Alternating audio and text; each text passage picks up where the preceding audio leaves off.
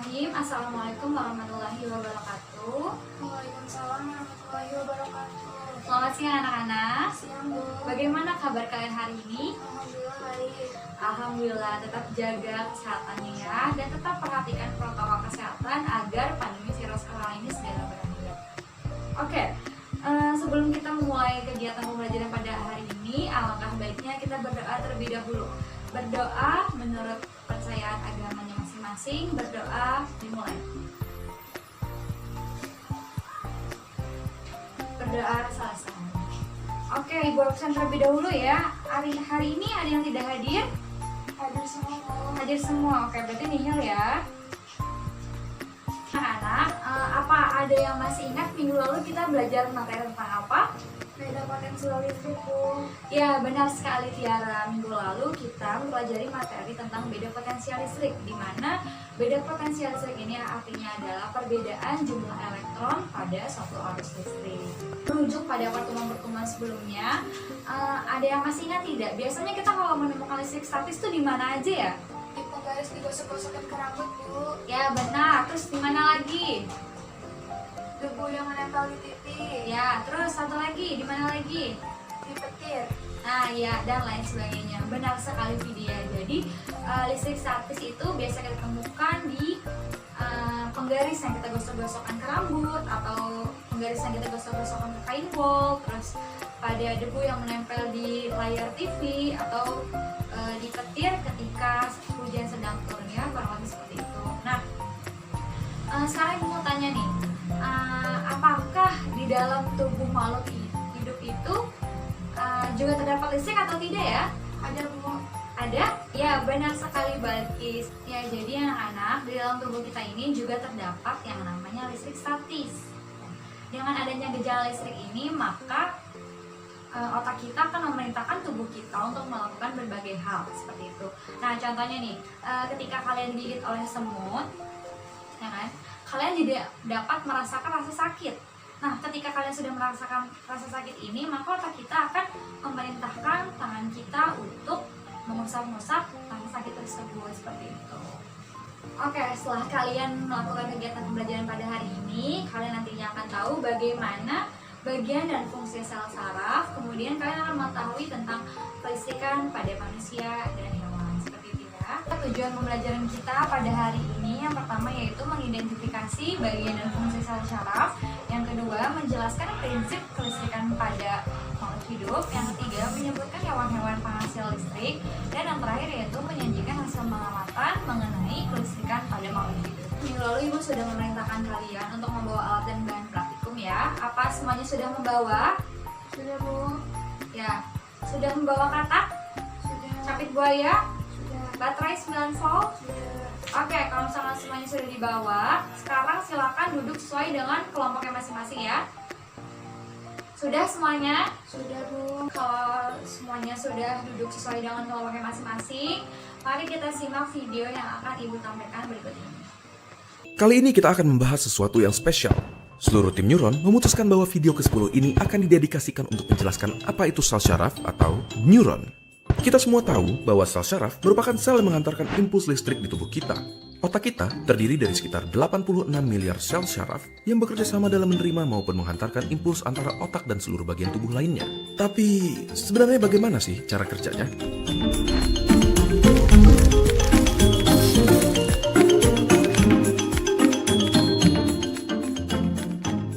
Pertama, kita mulai dari strukturnya terlebih dahulu. Salah satunya ada yang namanya akson. Bagian ini bertanggung jawab dalam transmisi impuls listrik dari satu sel syaraf ke sel syaraf berikutnya, yang akan berujung ke target akhir yaitu organ ataupun otot. Setelah itu, kita juga punya dendrit. Dendrit adalah struktur yang bertanggung jawab dalam menerima impuls dari sel syaraf lainnya, dari organ maupun otot, ataupun dari otak. Impuls listrik ini akan bergerak dari dendrit melalui badan sel, yaitu struktur lain di sel syaraf yang berisi nukleus, suatu organel yang berisi material genetik yang mengatur pertumbuhan dan perkembangan dari si sel syaraf. Selain itu, ada banyak sel syaraf yang memiliki struktur bernama selubung mielin, yang membantu dalam kecepatan konduksi impuls listrik yang melewati sel syaraf. Tahu nggak, konduksi listrik di badan kita bisa mencapai 120 meter per detik di sel syaraf yang mempunyai selubung mielin. Oke, kita sudah mendapatkan gambaran dari struktur sel syaraf. Tetapi, bagaimana dengan transmisi impulsnya?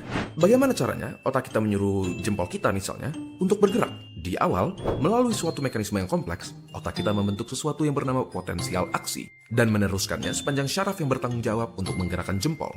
Di dalam syaraf ada beberapa kabel, dan di dalam kabel-kabel ini terdapat sel syaraf.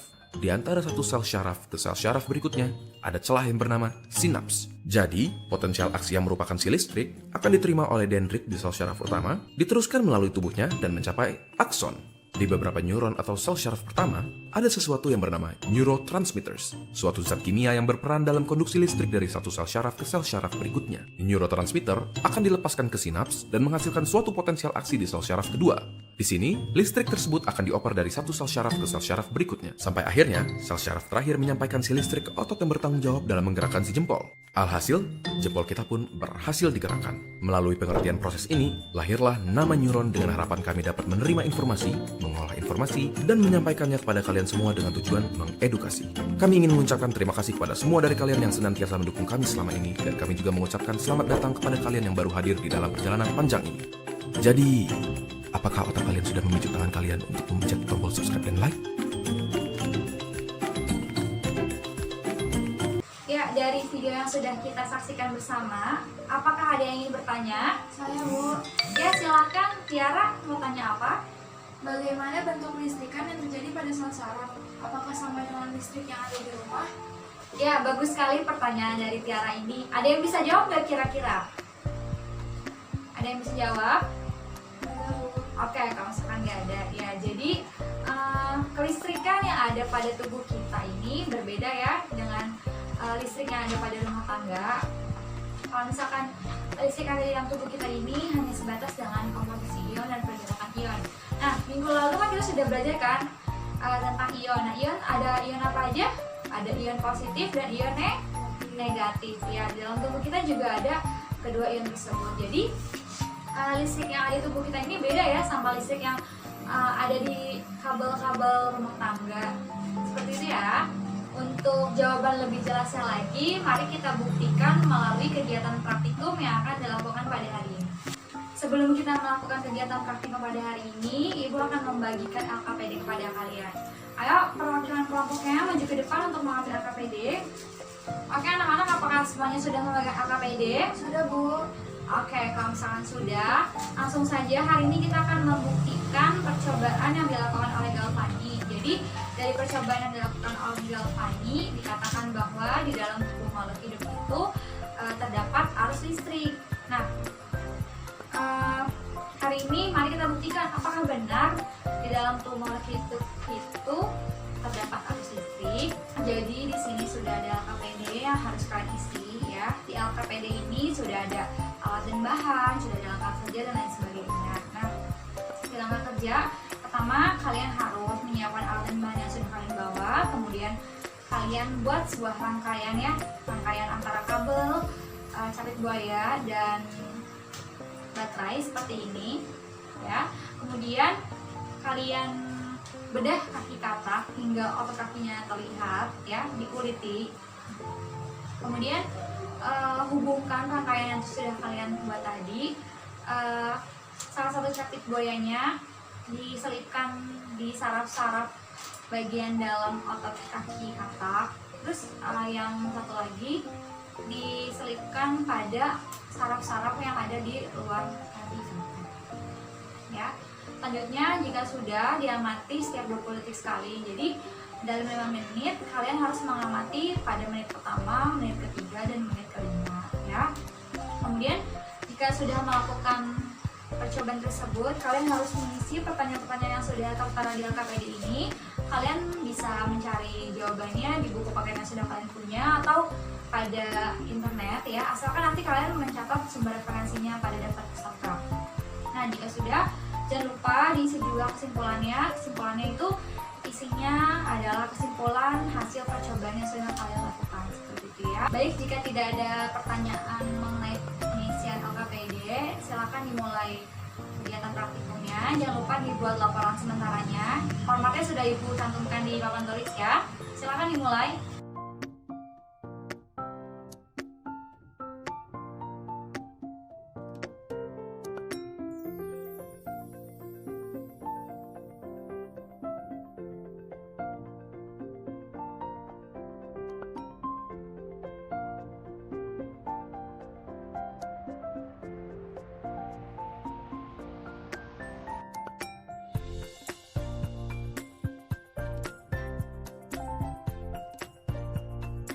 Sudah sampai mana kegiatan praktikumnya anak-anak? Sudah selesai, Bu.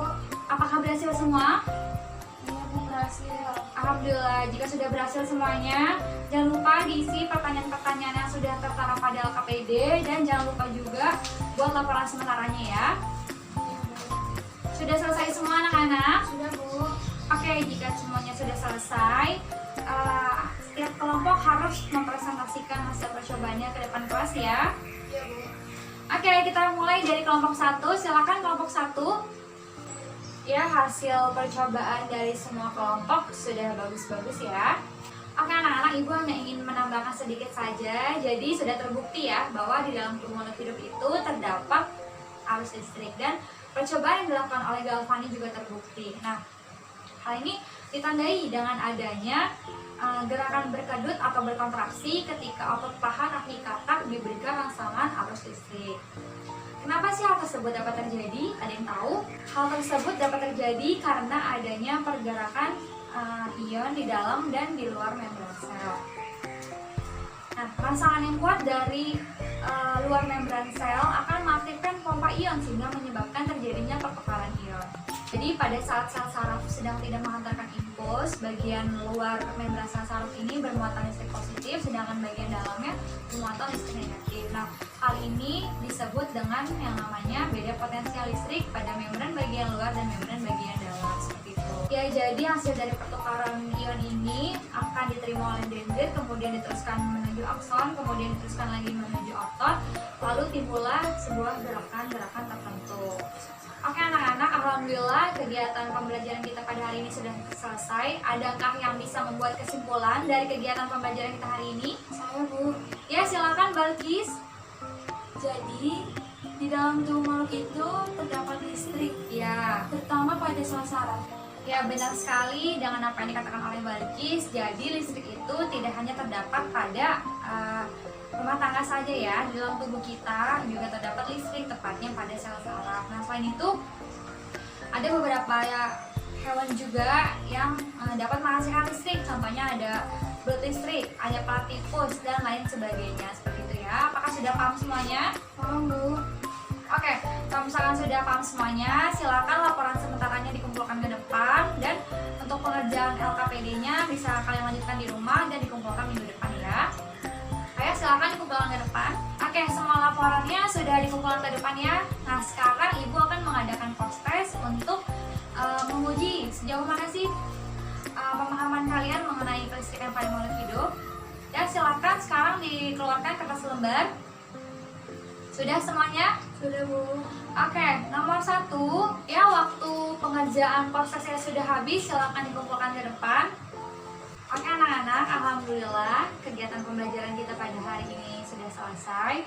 Minggu depan kita akan membahas materi tentang listrik dinamis ya. Tetap semangat belajar walaupun sekarang kita di rumah aja. Jangan lupa jaga kesehatan dan tetap patuhi protokol kesehatan ya. Kurang lebihnya mohon maaf, Ibu akhiri. Wabillahi taufiq wal hidayah. Wassalamualaikum warahmatullahi wabarakatuh. Waalaikumsalam.